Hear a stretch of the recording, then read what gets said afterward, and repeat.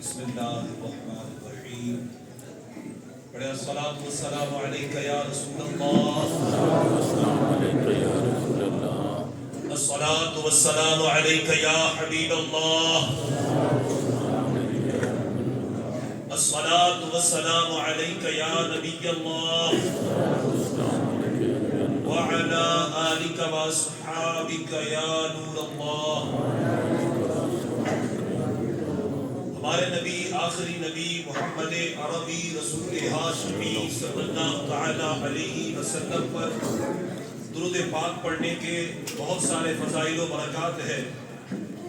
آخری نبی صلی اللہ علیہ وسلم نے ارشاد فرمایا ما صلی علی فی کتاب کتب اللہ له علی مر الایام فضل الصلاۃ، یعنی جس نے کتاب میں مجھ پر درود پاک لکھا، اللہ پاک اس کے لیے گزرے ہوئے دنوں کے بدلے درود پاک کا ثواب لکھے گا.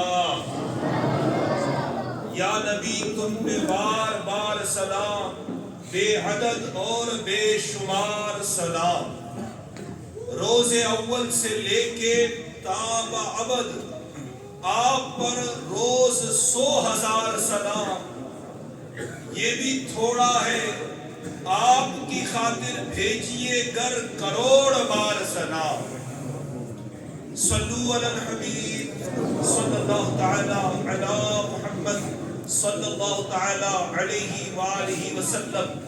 پیارے اسلامی بھائیوں، حدیث پاک میں ہے انما الاعمال بالنیات، اعمال کا دار و مدار نیتوں پر ہے. یعنی پیارے اسلامی بھائیوں، ہر اچھے کام سے پہلے اچھی نیتیں کر لیا کریں.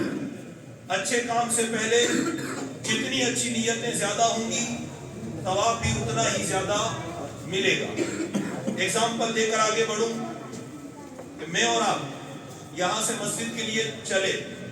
اگر ہم مسجد چلے گئے، مسجد جانا یہ تو ثواب ہے، وہاں نمازیں پڑھنا، اعتکاف کی نیت سے بیٹھنا سب ثواب کے کام ہیں. مگر یہاں سے جاتے ہوئے ایک نیت ثواب بڑھانے کی نیت سے یہ کر لی کہ میں یہاں سے جاؤں گا، واپس لوٹوں گا، راستے میں مجھے اگر مسلمان ملا تو میں اسے سلام کروں گا. اب گئے، واپس آئے، کوئی مسلمان نہ ملا، سلام نہ کیا، جواب بھی نہ دیا، پھر بھی رب تبارک و تعالی اتنا کریم ہے کہ اس نیت پر ثواب عطا فرمائے گا. تو بیان سننے سے پہلے بھی اچھی نیتیں کر لیجئے کہ اللہ تبارک و تعالیٰ کو راضی کرنے، رسول پاک صلی اللہ علیہ وسلم کو خوش کرنے کے لیے چند منٹ بیان سنوں گا. جو سنوں گا توجہ سے سنوں گا، باتیں کیے بغیر، اور جو یاد رہے گا دوسروں کو سکھاؤں گا. صحیح یاد رہے گا وہ دوسروں کو سکھاؤں گا اور اس پر عمل بھی کروں گا انشاءاللہ عز و جل. پیارے اسلامی بھائیوں، ایک بہت ہی خوشی کی بات ہے. آج میں جمعہ کی نماز میں حاضر تھا، ایک عالم دین کی تقریر سن رہا تھا. بڑی خوشی ہوئی ان بیانات کو سن کر کے، ان کے ان بیان کردہ ملفوظات کو سن کر بڑی خوشی ہوئی کہ بہت ہی جلد رمضان مبارک، رمضان شریف تشریف لانے والا ہے. سبحان اللہ، ماہ رحمان آ رہا ہے. ہاں خوش ہو جائیے، ماہ غفران تشریف لا رہا ہے. مرحبا صد مرحبا پھر آمد رمضان ہے، مرحبا صد مرحبا پھر آمد رمضان ہے. کھل اٹھے مرجھائے دل، تازہ ہوا ایمان ہے. یا خدا ہم معاصیوں پر یہ بڑا احسان ہے، زندگی میں پھر عطا ہم کو کیا رمضان ہے. زندگی میں پھر عطا ہم کو کیا رمضان ہے. بس کچھ ہی دنوں کے بعد انشاءاللہ عز و جل شیطان کو قید کر دیا جائے گا، جنت کے دروازے کھول دیے جائیں گے، نیک اعمال کی قدر و منزلت بڑھا دی جائے گی، نفل کا ثواب فرض کے برابر دیا جائے گا اور فرض کا ثواب 70 گنا بڑھا دیا جائے گا. ایک فرض کوئی پڑھے گا، اللہ تبارک و تعالی 70 فرضوں کے برابر اسے ثواب عطا فرمائے گا. بخشش کے پروانے بٹنا شروع ہو جائیں گے انشاءاللہ الکریم. روزانہ لاکھوں لاکھ گنہگاروں کی بخشش کی جائے گی. ابر رحمت چھا گیا ہے اور سماہ نور نور, فضل رب سے مغفرت کا ہو گیا سامان ہے. ہر گھڑی رحمت بھری ہے, ہر طرف ہے برکتیں. ماہ رمضان رحمتوں اور برکتوں کی کان ہے. ماہ رمضان رحمتوں اور برکتوں کی کان ہے. پیارے پیارے اسلامی بھائیوں, حضرت سیدنا صحابی ابن صحابی جابر بن عبداللہ رضی اللہ تعالیٰ عنہما سے روایت ہے کہ اللہ پاک کے سب سے آخری نبی عقیدہ اہل سنت کے جب بھی آقا علیہ السلام کا مبارک نام لیا جائے کوشش کریں کہ آج کے دور کے اندر مبارک نام کے ساتھ لفظ آخری نبی لے کر بولا جائے. ہمارے پیارے آقا اللہ تعالیٰ کے سب سے آخری نبی محمد عربی صلی اللہ تعالیٰ علیہ وسلم نے فرمایا, میری امت کو رمضان میں 5 چیزیں ایسی عطا کی گئیں جو مجھ سے پہلے کسی نبی کو نہ ملی. میری امت کو 5 چیزیں رمضان شریف میں ایسی عطا کی گئیں کہ مجھ سے پہلے کسی نبی کو نہ ملی. نمبر 1, جب رمضان شریف کی پہلی رات آتی ہے تو اللہ تبارک و تعالی اس امت کی طرف رحمت کی نظر فرماتا ہے, اور جس طرف اللہ کی نظر رحمت ہو جائے اسے کبھی عذاب نہ دیا جائے گا. نمبر 2, شام کے وقت ان کے یعنی روزہ داروں کے منہ کی جو بو ہوتی ہے بھوک کی وجہ سے وہ اللہ پاک کے نزدیک مشک کی خوشبو سے بھی بہتر ہے. نمبر 3, فرشتے ہر رات اور دن اس امت کے لیے بخشش کی دعائیں رمضان شریف میں کرتے ہیں. نمبر 4, اللہ پاک جنت کو حکم فرماتا ہے, میرے نیک بندوں کے لیے آراستہ ہو جا, سج جا, ان قریب وہ دنیا کی پریشانیوں سے میرے گھر اور کرم میں آرام پائیں گے. اور 5ویں چیز جو ملتی ہے جب رمضان شریف کی آخری رات آتی ہے تو اللہ پاک عز و جل سب کی بخشش فرما دیتا ہے. قوم میں سے ایک آدمی نے کھڑے ہو کر, حدیث پاک ہے, آقا علیہ السلام کے سامنے سن رہے لوگوں میں سے ایک نے کھڑے ہو کر پوچھا, یا رسول اللہ صلی اللہ علیہ وسلم, کیا یہ لیلۃ القدر ہے, یعنی رمضان کی آخری رات لیلۃ القدر ہے؟ پیارے آقا مدینے والے مصطفیٰ آخری نبی صلی اللہ علیہ وسلم نے ارشاد فرمایا, نہیں, کیا تم نہیں جانتے, کیا تم نہیں دیکھتے کہ مزدور جب اپنے کاموں سے فارغ ہو جاتے ہیں تو انہیں اجرت یعنی ان کی مزدوری دی جاتی ہے. عاصیوں کی مغفرت کا لے کر آیا ہے پیام, ہم گنہگاروں کی مغفرت کا لے کر آیا ہے پیام.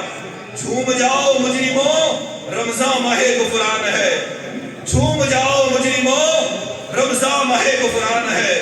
2 جہاں کی نعمتیں ملتی ہے روزہ دار کو, جو نہیں رکھتا روزہ وہ بڑا نادان ہے, جو نہیں رکھتا ہے روزہ وہ بڑا نادان ہے. پیارے اسلامی بھائیوں, ایک چھوٹی سی بات جو ہمیں بہت کچھ سکھانے والی ہے, میں عرض کر کے آگے بڑھوں. ایک بہت ہی خوبصورت اور سبق سکھانے والی نصیحت سنیے. 3 صدی جبکہ خلافت بنو عباس کا دور تھا, اس وقت کی بات ہے. ایک مرتبہ اس وقت کے بادشاہ نے جو ان کے تحت گورنرز یعنی صوبے دار جو آتے تھے ان سب کی دعوت کری. ان کو بلایا کہ میرے گھر سارے صوبے داران کی دعوت ہے, سب گورنرز کی دعوت ہے. تو الگ الگ صوبے کے ذمہ دار لوگ اس کے گھر آئے اور اس نے دعوت سے پہلے سب کو ایک ایک لباس بھیجا تھا کہ یہ کپڑے پہن کر کے میری دعوت میں شریک ہونا. وہ سارے لوگ صوبے دار گورنرز وہ لباس جو بادشاہ نے دیا تھا, وہ خلیفہ نے دیا تھا, وہ پہن کر کے اور اس کی دعوت میں شریک ہوئے. دعوت میں شریک کرنے کا مقصد تھا انعام سے نوازنا. اب وہ سارے خلفاء سارے گورنرز وہاں حاضر تھے, سب کھانے کھا رہے تھے دسترخوان پہ. ایک خلیفہ گورنر جو کہ اس کی دعوت میں موجود تھا ایک دم سے, اور یہ کوئی ٹائم بھی نہیں ہوتا ہے کہ بھائی فکس ہوتا ہے کہ چھینک کب آ جائے کس کو, تو ایک گورنر کو ایک صوبے دار کو چھینک آئی زور سے, اور چھینک آئی اس وقت سب کے لباس تو بادشاہ کے دیے ہوئے پہنے ہوئے تھے، تو لوگوں کے درمیان سب کی توجہ جو تھی اس کی طرف چلی گئی، اور چھینک آئی تو ناک سے جو پانی تھا وہ بھی نکلا۔ اب وہ شرمندہ ہو کر وہاں سے کھڑا ہوا، سائیڈ گیا، ایک سائیڈ جا کر اس کپڑے کے پلو سے ناک کو صاف کیا۔ ناک کو صاف کیا تو بادشاہ کی نظر اس پر پڑ گئی، اس خلیفہ کی نظر پڑی، تو خلیفہ نے فوراً اسے دھتکار کر کے کہا کہ اس محفل سے اس کو نکال دیا جائے۔ جب نکال دیا گیا، اسے باہر کر دیا گیا، محفل کو وہ برخاست کر دیا گیا، تو اس وقت ایک خلیفہ، نہاوند علاقے کے خلیفہ جن کا نام ابو بکر تھا، وہ بھی موجود تھے، ساری چیزوں کو ملاحظہ فرما رہے تھے، وہ بھی گورنر تھے، وہ بھی صوبے دار تھے۔ یہ ساری باتیں ہوئی، مجلس برخاست ہو گئی، سب جانے لگے، معاملہ ٹھنڈا ہوا، تو معذرت کرتے ہوئے خلیفہ صوبے دار ابو بکر جو کہ نہاوند علاقے سے تشریف لائے تھے، یہ اپنا استعفیٰ یعنی معذرت نامہ لکھ کر لائے کہ میں گورنری چھوڑنا چاہتا ہوں، میں صوبے داری کا منصب چھوڑنا چاہتا ہوں۔ یہ کر کے آئے تو بادشاہ نے کہا کہ یہ بھی کوئی بات ہوئی، تمہیں کون سا درد ہو گیا جو تم صوبے داری چھوڑنا چاہتے ہو، منصب چھوڑنا چاہتے ہو؟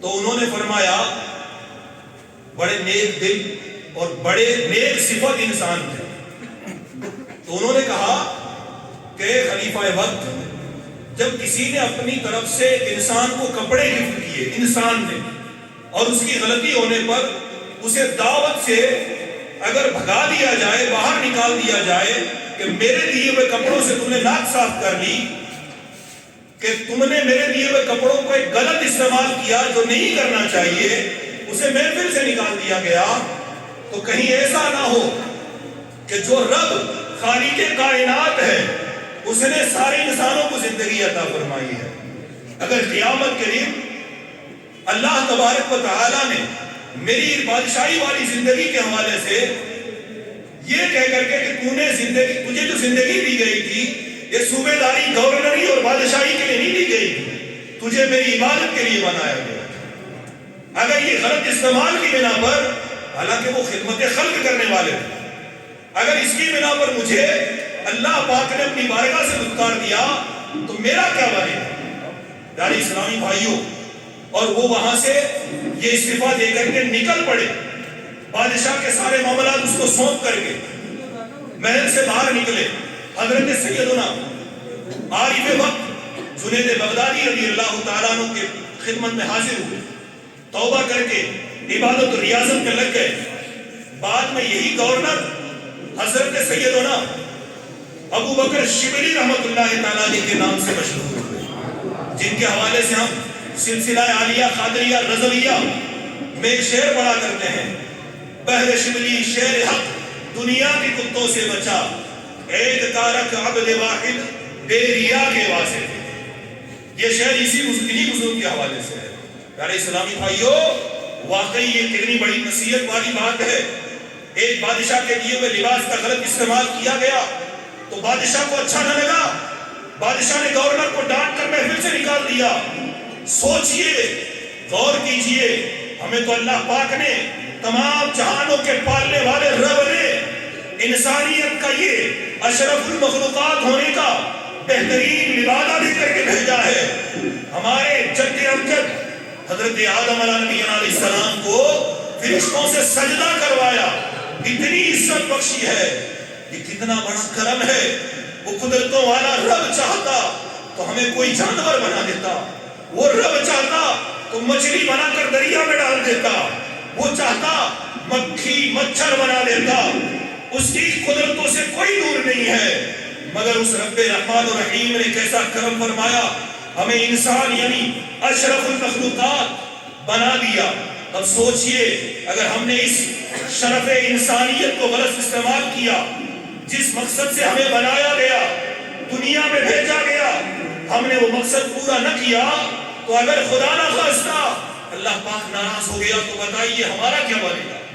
مشہور صوفی بزرگ حضرت علامہ سیدنا مولانا روم رحمت اللہ تعالیٰ علیہ فرماتے ہیں، انسان، اللہ پاک نے تیری بڑی قیمت رکھی ہے، اور اللہ فرماتا ہے ان اللہ اشتری من المؤمنین انفسهم واموالهم بان لهم الجنہ، یعنی بے شک اللہ نے مسلمانوں سے ان کی جانیں اور ان کے مال اس بدلے میں خرید لیے کہ ان کے لیے جنت ہے۔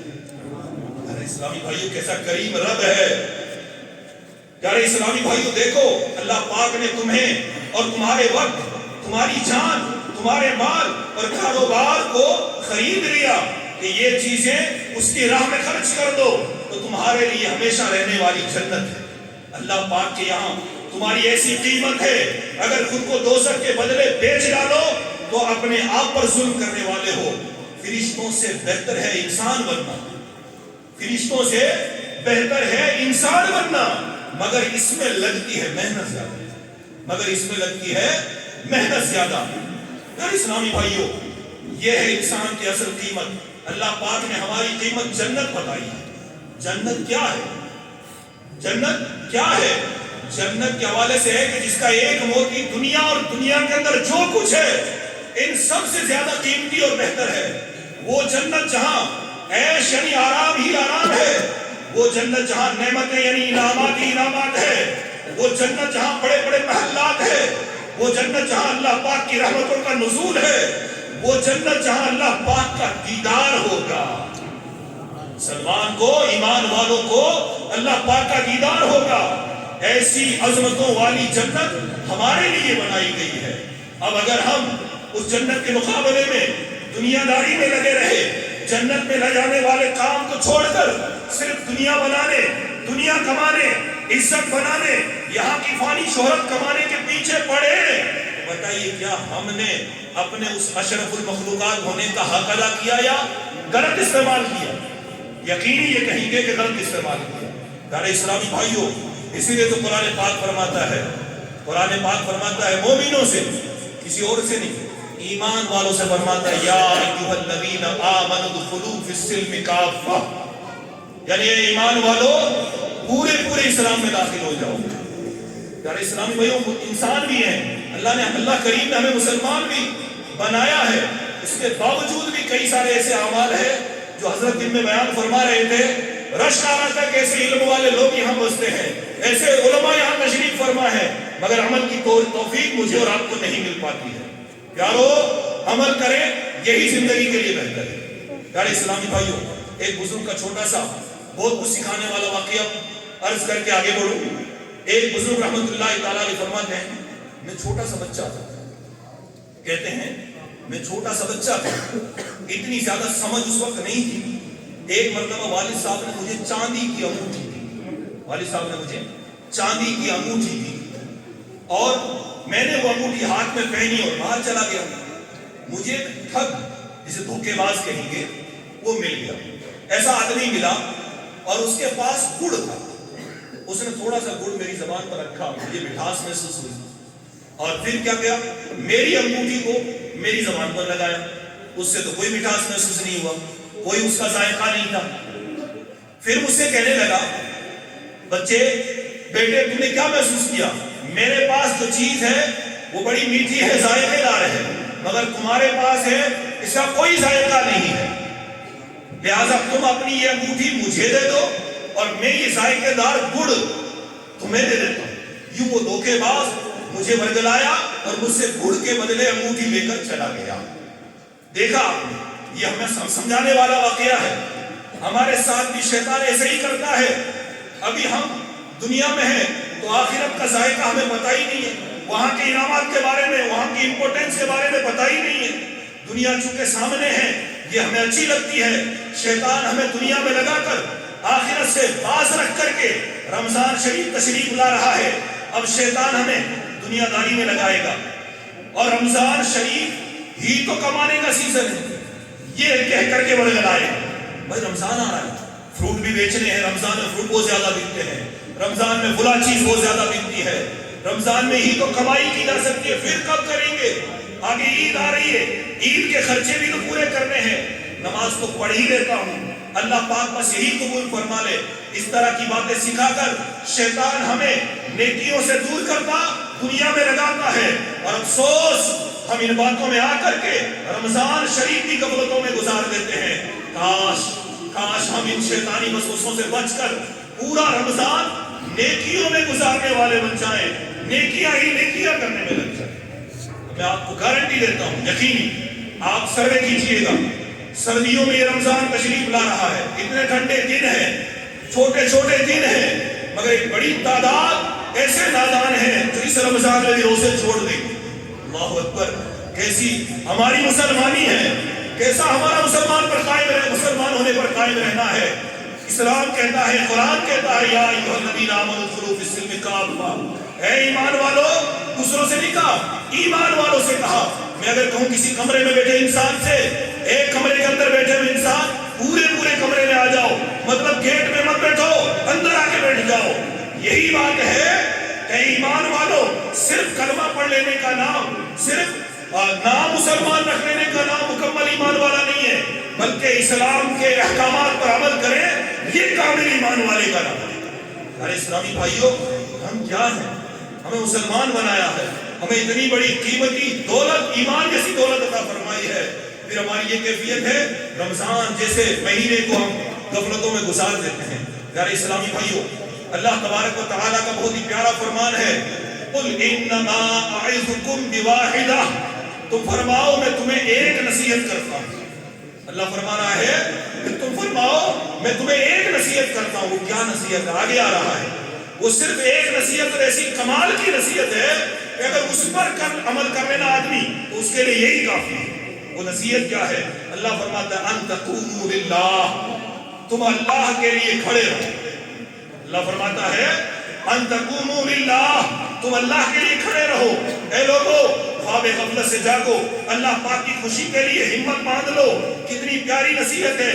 لوگ کھڑے ہوتے ہی ہیں، کوئی اپنے حق کے لیے کھڑا ہوتا ہے، کوئی غریبی مٹانے کے لیے کھڑا ہوتا ہے، کسی کو امیر بننے کا پاگل پن سوار ہو جاتا ہے تو ہمت باندھ کر کے وہ کمانے میں لگ جاتا ہے، کسی کو عزت کمانے کا پاگل پن سوار ہوتا ہے تو یوٹیوب اور فیس بک اور نہ جانے کیسے کیسے جگہوں پر جا کر کے عزت کمانے کی کوشش کرتا ہے۔ ہمیں صرف ایک نصیحت کی گئی ہے اور بہت پیاری نصیحت ہے کہ اگر اللہ پاک کو راضی کرنے کے لیے جنونی ہو جاؤ اور ہمت باندھ کر بس اس کام کے لیے کھڑے ہو جاؤ، آ جاؤ۔ اللہ کے رسول صلی اللہ علیہ وسلم نے ارشاد فرمایا، حدیث پاک میں ہے، پیارے آقا آخری نبی محمد عربی صلی اللہ علیہ وسلم نے فرمایا کہ رمضان شریف کی ہر رات یہ اعلان ہوتا ہے۔ کیا اعلان ہوتا ہے؟ سنیے، اعلان ہوتا ہے، یا باغی الخیر اقبل، یا باغی الخیر اقبل، یا باغی الشر اقصر، یعنی اے بھلائی چاہنے والے آگے بڑھ، اے برائی چاہنے والے برائی سے رک جا۔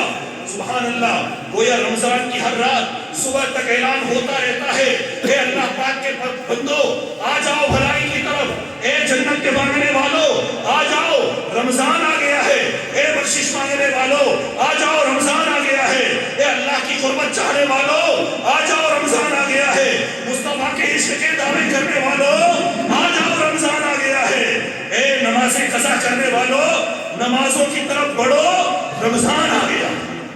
ارے اسلامی بھائیوں، اے جماعت چھوڑنے والوں مسجد کی طرف چلو کہ رمضان آ گیا ہے، اے گناہوں کے دلدل میں رہنے والوں گناہ چھوڑو اور اللہ کی رحمت کی طرف بڑھو کہ رمضان آ گیا۔ ارے اسلامی بھائیوں، یا خدا ہم عاصیوں پر یہ بڑا احسان ہے، زندگی میں پھر عطا ہم کو کیا رمضان ہے، ہر گھڑی رحمت بھری ہے، ہر طرف ہے برکتیں، ماہ رمضان رحمتوں اور برکتوں کی کان ہے۔ پیارے اسلامی بھائیوں، یہ ہے رمضان مبارک کی برکتیں، یہ ہے اللہ تبارک و تعالیٰ کے سامنے کھڑے ہونے کی برکت۔ اللہ پاک عز و جل بڑا کریم ہے۔ میں آپ کو عرض کروں، رمضان شریف آتا تھا، رمضان شریف کے استقبال کے لیے آقا علیہ السلام خطبہ دیا کرتے تھے، ایک لمبا خطبہ دیا کرتے تھے۔ صحابہ کرام کے حوالے سے ہے، رجب شریف سے رمضان کی تیاریاں شروع کرتے، رجب میں قرآن کی تلاوتیں شروع کرتے، نفلی روزے رکھنا شروع کرتے۔ اما عائشہ رضی اللہ تعالیٰ عنہا فرماتی ہے کہ حضور صلی اللہ علیہ وسلم شعبان کا چاند نظر آتا تو روزے رکھنا شروع کرتے، یہاں تک کہ رمضان شریف تک پہنچ جاتا، یعنی رمضان شریف شروع ہو جاتا۔ آج ہم سوچے رجب و شعبان گزر چکے، کیا میں نے اپنے دامن میں جھانک کر دیکھوں کیا میں نے روزہ رکھا ہے؟ کیا میں نے کبھی نوافل پر زیادتی کرنے کی کوشش کی کچھ نوافل پڑھا لوں؟ یہاں تک کہ میں تھوڑی دیر پہلے ایک بزرگ مسجد میں شکایت کر رہے تھے کیسی کیفیت ہے کہ مسلمانوں کو بزرگ کی طرف تھی ان کی کہ لوگ نمازوں کے اندر جو شامل سنتیں اور نوافل ہیں وہ بھی چھوڑ کے چلے جاتے ہیں۔ میری اور آپ کی یہ کیفیت ہے۔ پیارے اسلامی بھائیوں، اللہ کے واسطے ایسا نہ کریں۔ رمضان شریف کے احترام کے لیے خود بھی نمازی بننے کی کوشش کریں، اور یہ عاشقان رسول کی دینی تحریک دعوت اسلامی ہے نا، اس دعوت اسلامی کے ساتھ مل کر مسجد بھرو تحریک، روزہ رکھواؤ تحریک چلا کر کے پورے محلے کے لوگوں کو روزہ رکھوانا ہے، پورے محلے کے بچے کو نماز پڑھانا ہے، رمضان میں ایسا نمازی بنانا ہے کہ پورے 12 مہینے کا نمازی بنانا، زندگی بھر کا نمازی، ایسی کوشش کرنا ہے۔ پیارے اسلامی بھائیوں، الحمدللہ عز و جل یہ رمضان شریف صرف